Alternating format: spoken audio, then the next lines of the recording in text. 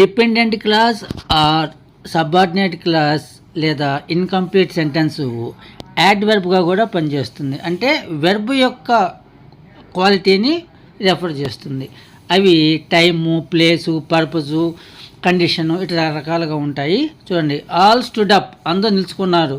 When the class teacher came, class teacher వచ్చినప్పుడు incomplete sentence, అందరూ లేచి నిలబడ్డారు.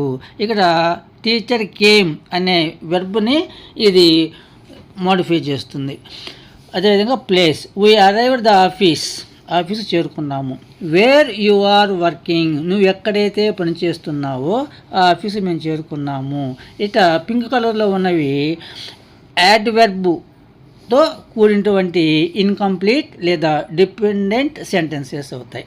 కొన్ని డిపెండెంట్ లేదా సబార్డినేట్ క్లాజెస్ రిలేటివ్ ప్రొనౌన్స్తో మొదలవుతాయి. వాటిని రిలేటివ్ క్లాజెస్ అంటారు. ఇక చూడండి, the computer, that I bought, ఏదైతే నేను కొన్నానో ఆ కంప్యూటరు, ఈజ్ వెరీ ఫాస్ట్, చాలా వేగంగా పనిచేస్తుందని చెప్తున్నాం.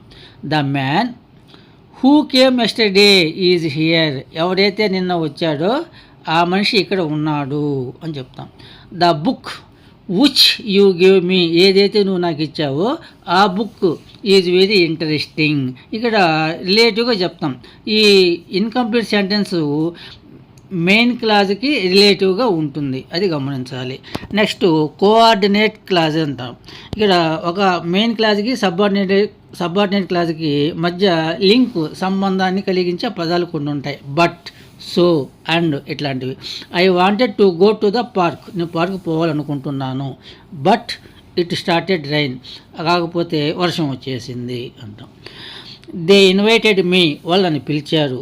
సో ఐ అటెండెడ్, కాబట్టి మేము అటెండ్ అయ్యాము. ఇక్కడ రిలేషన్ ఉంటుంది.